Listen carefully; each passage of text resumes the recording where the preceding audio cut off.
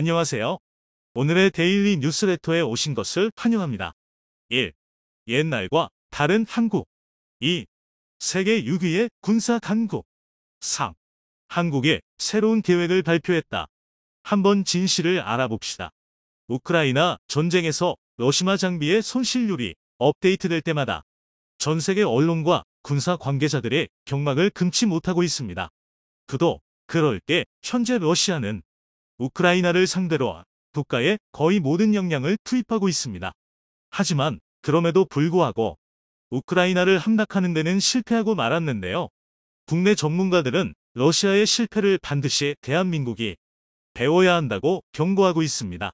즉, 압도적인 군사력 격차로만 전쟁을 치르면 모든 것이 한순간에 무용지물이 될 수 있다는 것입니다. 이미 한국의 군사력은 세계적인 반열에 올랐습니다. 실제로 적의 대공망을 파괴하는 분야에서는 미국조차 부럽지 않은 수준인데요. 현대전에서 제공권 장막이 얼마나 중요한지에 대해 알고 있다면 한국과 북한의 수준을 비교하는 건 매와 병아리를 비교하는 것과 같습니다. 그만큼 대한민국의 국방력은 내실을 다지며 차근차근 발전하고 있습니다. 그래서 준비했습니다. 오늘은 대한민국이 독자 개발에 성공한 최강의 방패에 대해 알려드리겠습니다. 러시아가 또다시 미친 짓을 계획 중입니다. 우크라이나 내무장관 고문에 따르면 러시아가 2차 동원령을 준비 중이라는 첩보를 입수했다고 밝혔는데요. 이 주장에 따르면 블라디미르 푸틴은 최근 전쟁이 자신이 원하던 방향으로 흘러가지 않자 전쟁의 장기화를 노리고 무차별 침집을 계획하고 있다는 것입니다. 무차별 폭격으로 우크라이나의 모든 기반 시설이 파괴되고 서방이 지쳐서 나가떨어질 때까지 이 전쟁을 질질 끌겠다는 심산이네요. 그리고 충격적이게도 이를 위해 푸틴이 선택한 방법이 한마디로 시간을 벌기 위해 러시아 국민으로 인간 방패를 세우겠다는 건데요. 이로 인해 내년 1월쯤 러시아는 2차 동원령을 선포하고 50에서 70만 명의 인원을 징집할 계획입니다. 이는 1차 동원령 30만 명의 2배가 넘는 엄청난 수치입니다. 가뜩이나 땅은 무식하게 넓고 인적 자원은 한층밖에 없는 러시아에서 50만에서 70만 명의 성인 남성을 전쟁터로 몰아넣는 건 빈대 잡겠다고 초가삼간 불태우는 짓과 다를 게 없습니다. 더구나 1차 동원령 때 30만 명을 징집하는데도 내란 직전에 소요 사태까지 벌어졌다는 걸 생각하면 이번 2차 동원령은 국가적 멸망의 전초전이라 할 수 있는 행위입니다. 게다가 이 70만 동원병들이 전장에서 사지 멀쩡하게 무사 생활할 확률은 상당히 희박합니다. 실제로 우크라이나 침공 당시 러시아는 19만 명에 달하는 병력을 동원했지만 이미 사상률은 193%를 돌파했습니다. 100%가 넘는 이유는 19만 명의 거의 2배에 달하는 인원이 투입됐다는 뜻입니다. 그리고 이 수치는 러시아 전체 경력의 41%에 근접하는 어마어마한 수치인데요.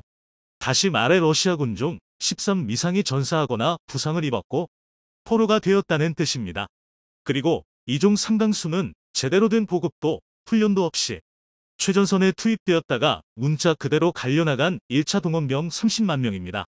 그런데 이런 상황에서 70만 명을 더 투입하겠다는 건 그야말로 국민의 목숨을 전쟁터에 내다 버리겠다는 미친 소리밖에 되지 않습니다. 현재 러시아군의 전력으로는 몇 명의 병사를 동원하든 절대 우크라이나군을 이길 수 없습니다. 그리고 이 전투력 격차는 시간이 갈수록 더욱 커질 텐데요. 그도 그럴 게 지금 러시아군의 모든 무기체계는 바닥을 보이고 있습니다. 러시아군의 기갑 차량 손실률은 이미 최초 투입 물량을 기준으로 203%를 돌파했습니다. 이는 러시아군이 보유한 전체 기갑 차량의 43%에 달하는 어마어마한 손실률입니다. 심지어 전차의 사망은 더욱 심각합니다. 러시아군은 우크라이나를 침공하면서 최초 1200대의 전차를 투입했는데요. 그런데 지금까지 집계된 전차 손실량은 2924대에 달합니다. 초도 물량의 243%가 파괴되거나 노획된 것입니다. 과거 러시아군이 보유한 전체 전차가 3300대 남짓인 걸 감안하면 무려 88.6%의 전차를 잃은 겁니다.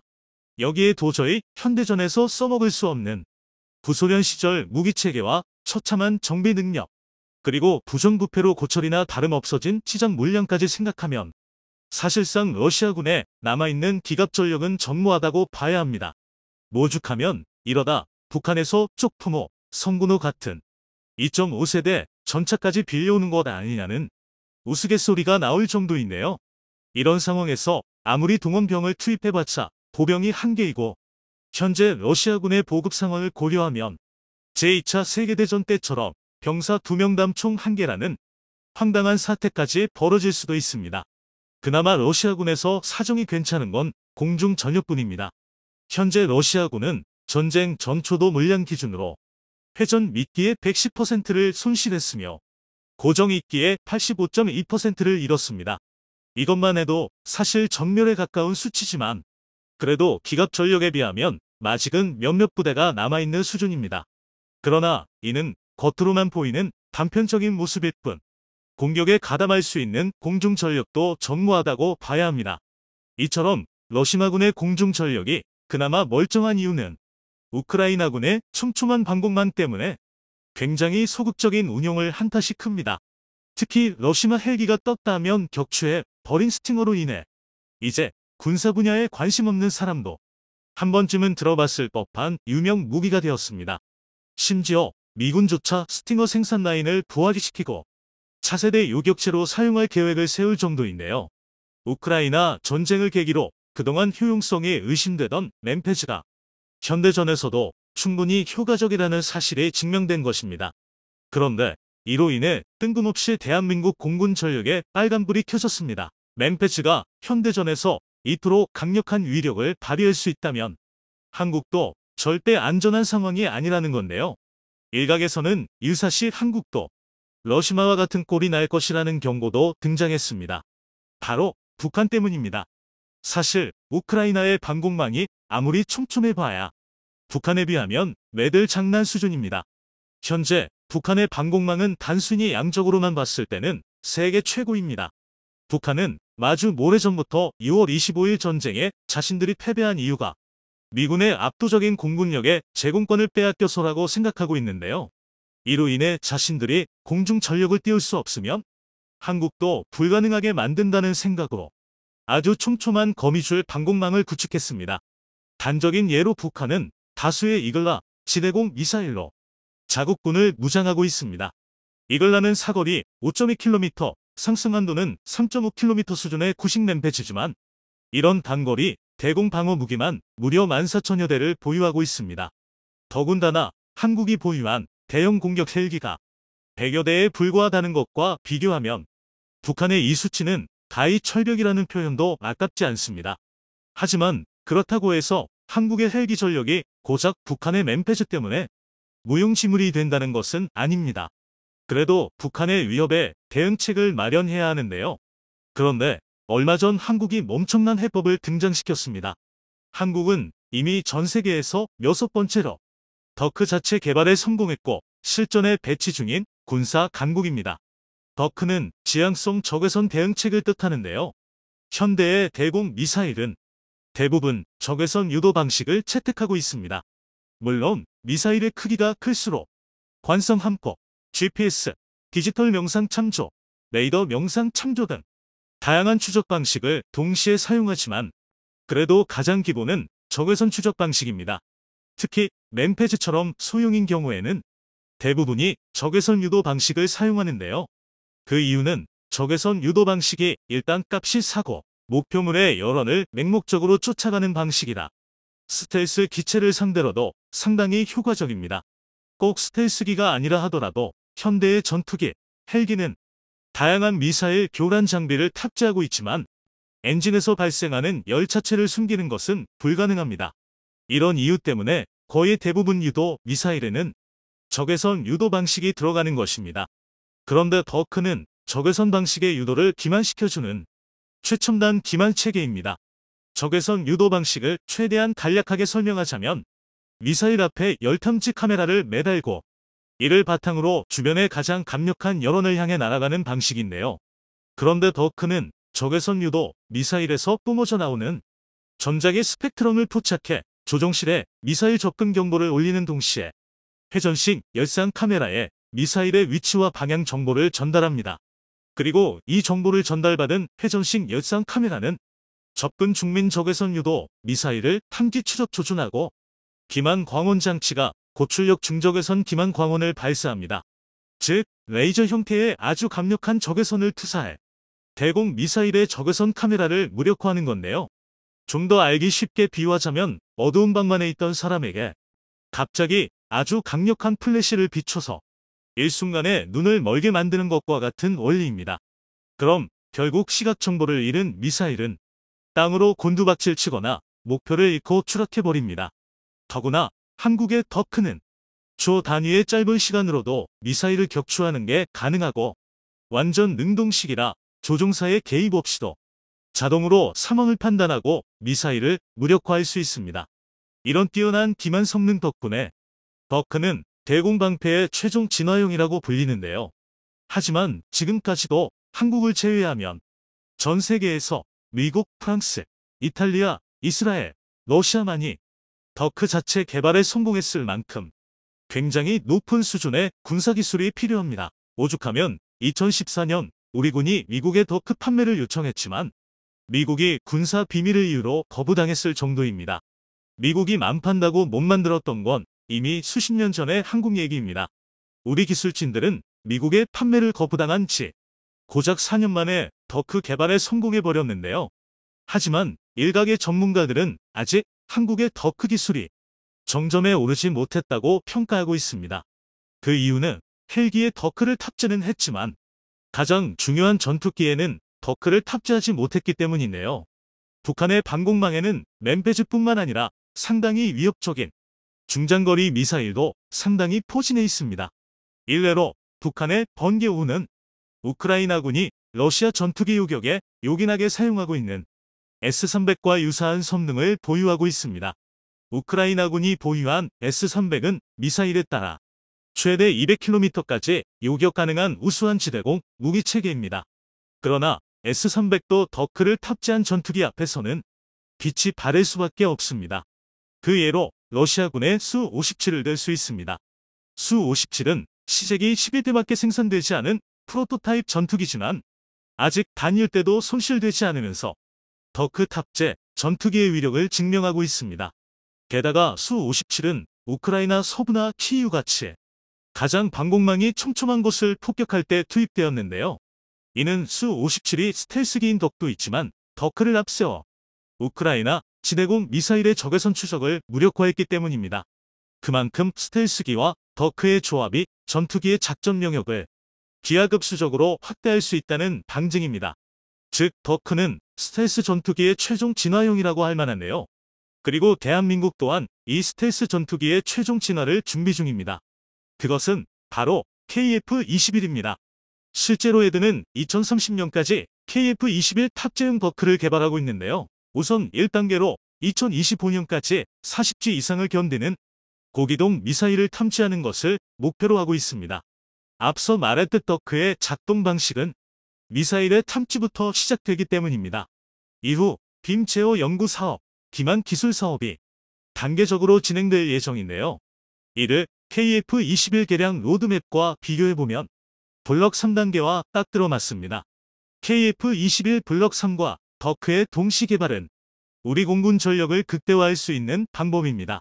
만약 이것까지 개발 완료되면 첨단 군사 무기 분야에서 압도적인 방어력은 물론이고 스텔스기라는 압도적인 공격력도 확보하게 되는 것인데요.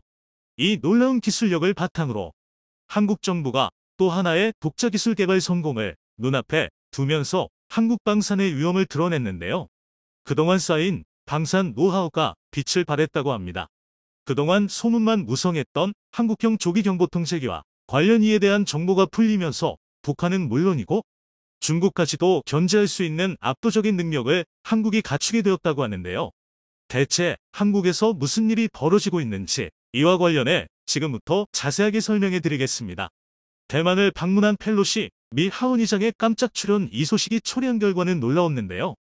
중국은 물론이고 미국까지 군을 움직여 일촉즉발의 상황이 이어지는가 하면 중국이 군을 움직여 대만 주변에서 군사훈련을 진행하며 대만을 둘러싼 전쟁이 곧 일어날 것이라는 소문까지 돌았습니다. 펠로시 의장이 대만으로 입국한다는 소식을 접한 중국은 미국을 향해 날선 태도로 비난을 가하며 펠로시 의장이 탄 비행기를 중국이 격추시킬 수 있다는 경고를 보냈죠. 실제로 그 말처럼 중국은 최신 구축함과 전투기를 보내 펠로시 의장이 탄 비행기를 추적, 이를 공격하려고 했습니다. 미국 역시 이를 대비해 중국이 쫓아오지 못하게끔 직선 경로가 아닌 우회 경로를 선택하는 모습을 보였죠. 그러나 엄포를 놓던 중국은 펠로시 의장의 비행기를 추적조차 못했던 것이 드러났습니다. SCMP는 중국군 관계자와의 인터뷰를 통해 이 사실을 보도했는데요. 중국 인민해방군 PLA는 말레이시아에서 대만으로 이동하기 위해 탑승한 미 공군 소속 보잉 C-46C 추적을 위해 J-16D 전자전 전투기 055급 구축함을 투입했습니다. 중국이 자랑하는 첨단 무기들을 전면에 배치한 것이죠. J-16D 전자전 무기는 미국과 맞상대가 가능하다는 평가를 들었던 기종이고 055급 구축함에 탑재된 레이더는 가장 최신형 레이더를 탑재한 기종으로 미국 역시 중국의 전자전 능력을 가늠할 수 없었기에 긴장을 늦추지 못했습니다. 미국 역시 항공모함과 전자전 장비를 동원해 중국에서 준비한 추적 장비를 못쓰게 만들었다고 합니다.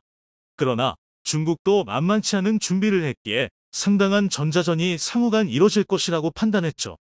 그러나 막상 전자전이 시작되자 중국이 자랑하는 레이더는 아무런 기능을 하지 못했다고 합니다. 미국이 준비한 전파 방해에 속절없이 장비가 망가졌다고 하죠. 중국과 미국 사이에 전례 없는 정찰 및 정보전이라고 평가한 공군 분야 군사 전문가 허위연밍은 이번 펠로시 의장 추적에서 중국은 솔직히 완패라는 이야기를 남기며 중국 측 전력이 미국에 모자라다는 평가를 남겼습니다. 중국 싱크탱크인 남중국해 전략태세 감시 계획은 이번 펠로시 의장 방문을 통해 미국이 보유한 이3 공중 조기 경보기의 위력을 여실히 체감할 수 있었다고 바라보며 조기 경보기의 중요성을 강조했다고 합니다. 사실 중국도 KJ-2000이라는 조기 경보 통제기를 보냈다고 하는데요. 그러나 완벽하게 미국의 E3 센트리 조기 경보 통제기에 당한 것이죠. 우크라이나 러시아 전쟁에서도 활약하는 조기 경보 통제기는 전쟁의 승패마저도 결정지을 수 있는 강력한 무기로 떠오르며 향후 국가 간 분쟁에 있어서도 중요한 자원입니다. 한국 역시 미국 보잉사에서 개발한 E737 기종을 운영하며 정보전에서 밀리지 않는 모습을 보이고 있습니다. 특히 북한의 준동과 중국의 잦은 침범을 대비하기 위해 최근 조기 경보기를 추가 구입하기로 확정하면서 전력 강화에 나섰는데요. 그런데 한국에서 조기 경보기와 관련해 놀라운 소식을 전했습니다. 바로 한국형 조기 경보기 도입에 나서며 독자적인 기술을 적용한 조기 경보기 개발에 나섰다는 이야기죠. KF-21을 비롯해 FA-50 등 한국 방산에 있어 독자 개발이 잇따르는 가운데 한국에서도 독자 개발을 충분히 할 수 있다고 내부 판단이 들면서 해외 기업에서 제공하는 조기 경보기가 아닌 한국의 조기 경보기를 만들기로 한 것이죠. 최근 한국은 조기 경보 통제기 4대를 추가 구입하기로 결정했습니다. 국방부 소유검증위원회에서 기존 계획보다 2대가 늘어난 4대를 구입하기로 하면서 보잉사 제품을 쓰기로 결정한 것이죠. 그러나 이 과정에서 잡음이 상당했다고 합니다. 특히나 문제가 됐던 부분은 바로 가격이었죠. 지나치게 비싼 가격이 부담이 된 것입니다. 공중전에 있어 정보가 더욱 중요해진 마당에 이를 개발할 수 있는 곳은 손에 꼽는 회사들입니다.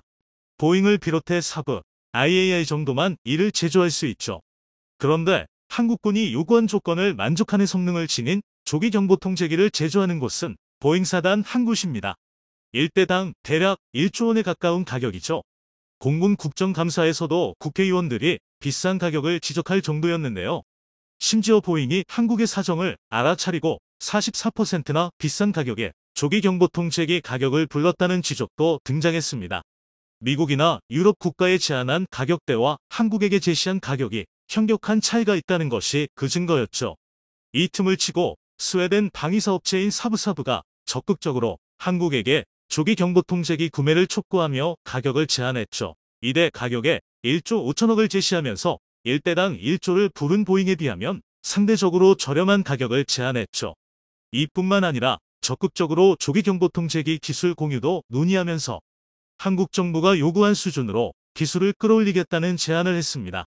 그러나 한국 정부가 반드시 요구한 기준을 충족하지 못한다는 단점이 있었죠. 360도 탐지 기능이 바로 그것인데요. 전방이 탐지 능력을 갖추고 있는지 여부에 따라 조기 경보통제기의 성능이 갈리는 상황에 사부의 조기 경보통제기 모델인 글로벌 아이는 이를 충족하지 못했습니다. 한국 정부 입장에서는 골머리를 앓을 수밖에 없는 상황이었죠. 울며 겨자 먹기로 어쩔 수 없이 현재 운용 중인 기종인 E737 기반 조기 경보통제기를 추가 구입했지만 군 관계자들은 물론이고 국회에서도 독자 개발 목소리가 높았다고 합니다. 결국 군에서 한국형 조기 경보통제기 도입을 결정했다고 합니다. 향후 상시 운용 가능한 통제기의 필요성이 점점 늘어날 전망이기에 한국이 온전히 통제할 수 있는 기술이 반드시 필요했던 상황. 적기라고 할 수 있는 시점에 한국 정부는 개발에 열의를 보였죠. 조기 경보통제기를 완성하는 데 필요한 요소로 정보전에 사용할 첨단 장비, 성능 좋은 레이더. 조기 경보통제기를 완성하는 데 필요한 요소로 정보전에 사용할 첨단 장비, 성능 좋은 레이더. 그리고 이를 운용할 수 있는 플랫폼인 항공기를 꼽습니다. 한국은 이 중 장비와 레이더 면에서 독자 개발에 성공했죠.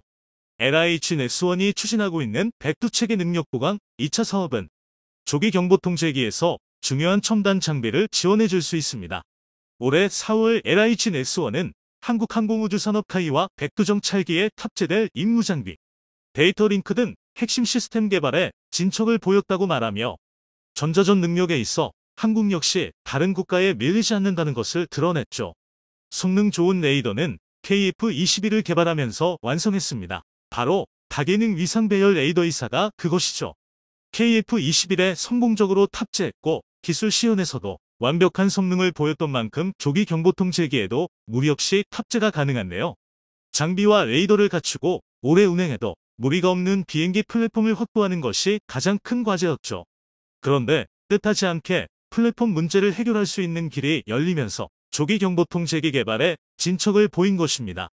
유럽 최대 항공기 제조사인 에어버스는 최근 카타르 항공과 계약을 통해 생산한 A350 계약을 취소했습니다. 소위 말하는 페이트 논쟁 때문에 결국 계약 취소까지 간 것인데요. 낡은 항공기를 교체하고 신항공기를 도입하면서 코로나 시기 이후 서서히 늘어나는 여행 인구를 감당하기 위해 카타르 항공은 에어버스사의 A350 항공기를 주문했습니다. 총 74대를 주문한 카타르 항공은 A350의 주요 고객이었죠. 그런데 카타르 항공에서 A350의 도색 문제를 걸고 넘어지면서 이에 대해 배상을 요구한 것입니다. 군데군데 페인트가 벗겨진 부분이 문제라고 지적한 것이죠. 카타르 항공에서 주장하는 것은 페인트 도색이 벗겨진 것과 그 벗겨진 부분을 중심으로 결함이 발생한 것이 문제라고 말한 것이죠. 그러나 이 문제에 에어버스는 아무런 결함이 없다고 주장한 것입니다. 카타르의 주장을 정면 반박한 것이죠. 유럽 항공안전청에서도 이 문제에 나서며 조사에 들어갔는데요. 조사 결과 카타르 항공이 주장한 것과 달리 비행기에 문제가 있는 것은 아니며 외관상의 문제만 있을 뿐이라는 결론에 도달하며 에어버스 편을 들었습니다. 당연히 카타르 항공은 이를 받아들일 수 없다고 말하며 기나긴 싸움을 시작했고 결국 다수의 항공기를 예약한 카타르는 계약 취소를 선언한 것입니다. 에어버스는 카타르의 수주 물량을 맞추기 위해 제작에 들어갔으나 갑작스러운 취소로 인해 제조된 A350은 재고가 된 것입니다. 멀쩡한 A350을 재고로 두는 것은 회사의 손해이기에 이를 어떻게 해서든 처리해야 하는 상황. A350은 에어버스의 최신 기종으로 현재 에어버스의 주력 상품입니다. 이를 구매할 곳들은 한정적이기에 에어버스는 고민이 깊어졌죠. 그런데 한국 입장에서는 절호의 기회가 된 것입니다. 다양한 장비와 레이더를 채워놓으려면 대형 항공기가 반드시 필요했는데요. 때마침 A350은 한국이 필요로 하는 모든 조건을 만족하는 기종 에어버스가 협력을 하면 모든 게 완벽했죠. 그리고 최근 에어버스 관계자와 한국 군 관계자가 회동을 가지고 이에 대해 논의했다는 소식이 외신을 통해 전해진 것인데요. 군사 전문지 제인스닷컴에서 에어버스 관계자와 한국 정부 인사가 만남을 가졌다는 소식을 전한 것이죠. 날이 갈수록 치열해지는 무기 경쟁에서 한국이 또 하나의 독자 기술 개발 성공을 눈앞에 두고 있습니다. 삼성전자의 3나노 반도체 기술 개발. 많은 전문가들의 예측을 비껴가고 삼성전자가 3나노 경쟁에서 승리를 차지하면서 1등 자리에 있던 TSMC는 대위기를 맞았습니다. 게다가 TSMC의 주요 단골인 인텔도 협력을 거부하며 TSMC가 구축한 공고한 위치가 흔들렸죠. 미국의 IT 기업들 역시 TSMC보다 삼성과의 협력에 관심을 보이는 상황. 대만 공격을 앞두고 있는 중국의 위험 역시 높아지는 가운데 자칫 잘못하면 TSMC가 무너질 수도 있다는데요.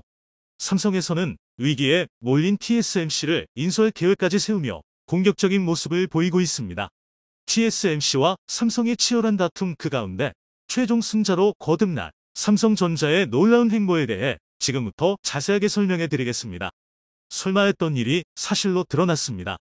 조 바이든 대통령이 한국을 방문했을 때 삼성전자는 조 바이든 대통령에게 반도체 웨이퍼를 보여주었습니다.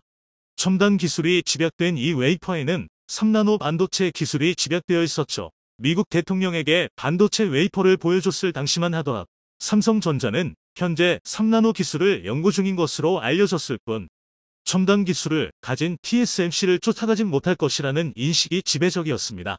3나노 반도체 기술 개발 최초는 TSMC가 차지할 것이라고 많은 이들이 바라봤죠. 그러나 삼성전자는 반도체 3나노 양산에 성공하면서 보기 좋게 많은 이들의 기대와 분석을 배신했습니다. 그동안 느긋한 대처를 보이고 있던 TSMC와 많은 반도체 전문가를 경악하게 만드는 결과였습니다. 경기도 화성사업장에 위치한 곳에서 삼성은 3나노 반도체 양산을 발표했습니다. 차세대 트랜지스터 게이트 우러라운드 GAA 기술을 적용했다고 말하며 TSMC보다 한 단계 더 앞섰다는 발표를 한 것입니다.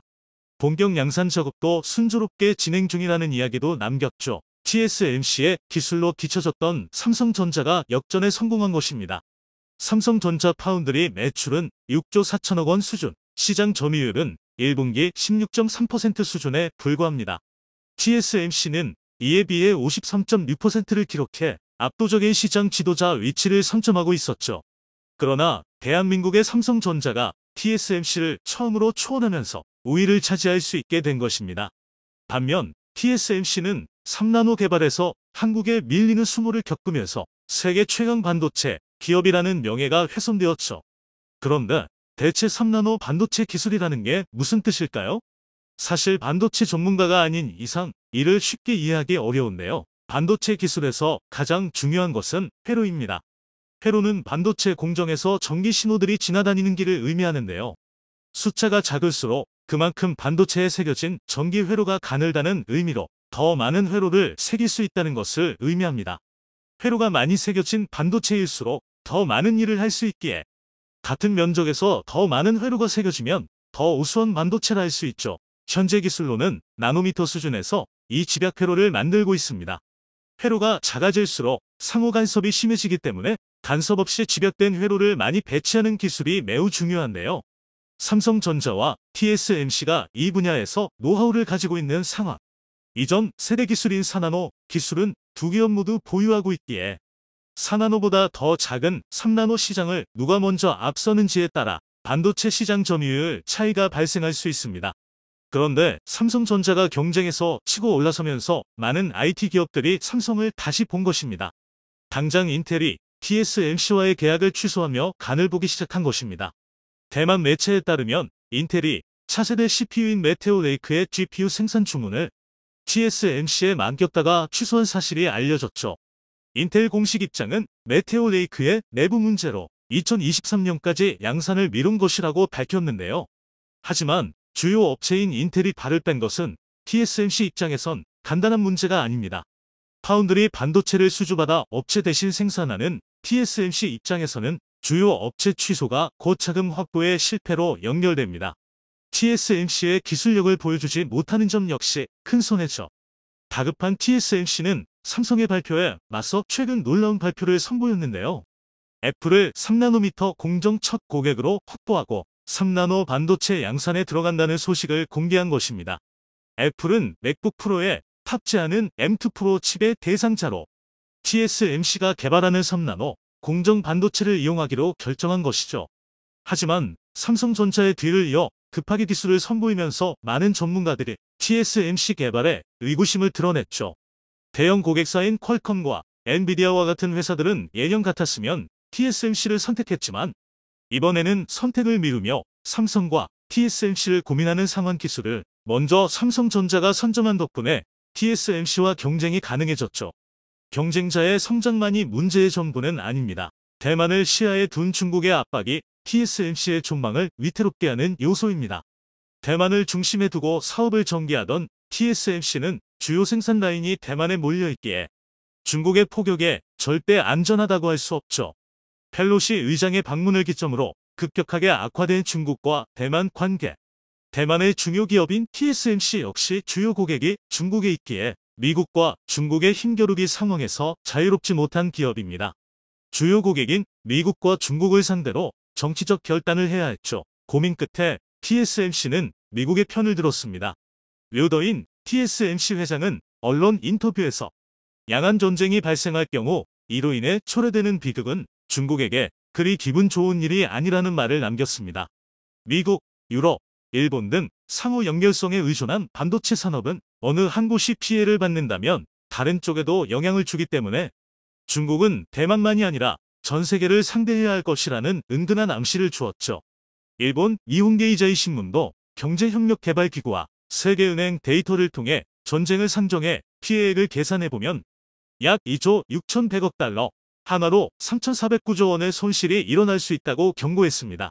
첨단 반도체 생산 기업인 TSMC를 주요 고객으로 두고 있는 중국 IT 회사 때문에 미국을 향해 중국이 무역 보복을 강행했을 때도 중국은 TSMC 반도체만은 보복에서 예외를 두는 꼼수를 드러냈죠. 중국의 2021년 기준 반도체 수입액은 4,325억 달러. 이 중 30% 이상이 대만 제품으로 미국과 경쟁에 나선 중국 첨단 제품의 상당수가 대만 제품입니다. 대만 반도체를 건드리는 것은 중국 경제의 자멸이나 마찬가지인 셈.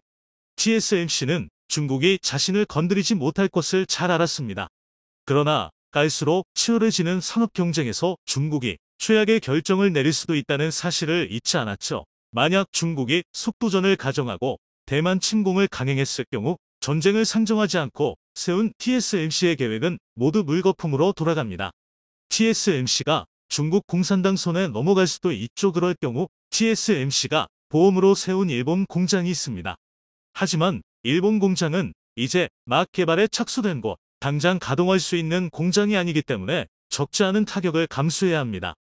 중국의 위협을 무시하기에도 그렇다고 중국을 달래서 침공을 막는 것도 TSMC 입장에서는 답이 없습니다. TSMC가 미국 투자도 단행하면서 부랴부랴 공장을 늘리는 것도 이런 위기 의식을 느꼈기 때문에 진행하는 것이지만 사실 이렇게 RD에 들어갈 돈을 소모하는 것은 성장 동력을 깎아먹는 행위입니다. 삼성전자가 TSMC를 추월하며 기술 격차를 벌리는 가운데 TSMC가 전력을 다해 뛰어야 함에도 승산 가능성이 잘 보이지 않는 것은 지리적인 위험을 무시할 수 없기 때문입니다. 반면 삼성전자는 유리한 위치에서 TSMC를 바라볼 수 있죠. 이미 기술 개발에 있어 혁신을 이룬 것은 물론이고 이재용 삼성전자 부회장의 경영 참여 문제가 최근 해소되면서 CEO의 결정 문제가 해결되었기 때문에 투자에 박차를 가할 수 있기 때문입니다. 이 부회장은 이번 3나노 기술 개발에 기뻐하면서 원천 기술 확보에 삼성의 명운을 걸겠다고 나선 상황. 그는 5년간 450조 원에 달하는 투자 계획을 발표하면서 그중 3분의 2 이상이 반도체 개발에 쓰일 것을 이야기했습니다. 파운드리 공장 부지로 미국 테일러시를 선택한 건 역시 미국의 반도체 우선 정책과 결합해 큰 시너지를 낼 것으로 전망됩니다. 테일러시 공장을 통해 생산한 반도체는 미국의 반도체 법에 저촉되지 않는 상품. 공격적인 미국 투자 덕분에 삼성전자는 거칠 것이 없다는 분석이 등장했죠. 이에 대응해 TSMC도 가만히 있진 않았습니다. 미국의 움직임을 알고 있었기에 TSMC 역시 애리조나 주공장 건설에 엄청난 투자를 결정했습니다. 전략적으로 싱가포르에도 수십억 달러 규모의 새로운 반도체 공장 건설을 추진하면서 반도체 수요 공급을 맞추기 위해 TSMC가 다양한 공정을 준비해 기업들을 설득하고 있다는 소식도 언론 보도를 통해 등장했습니다. 삼성도 생산 라인을 다변화하며 TSMC에 적극 맞서고 있습니다. 브라질에 새로운 신규 공장 설립을 예고하며 남미 협력을 강화했죠. 브라질 언론에 따르면 파비오 파리아 브라질 통신부 장관이 삼성전자와 반도체 공장 투자양의 각서의 모유 체결 사실을 보도했습니다. TSMC의 공격적인 확장에 맞서 삼성전자도 브라질을 비롯한 남미 지역을 주무대로 반도체는 물론 삼성그룹의 주요 생산 라인을 넓히는 전략을 쓴 것입니다.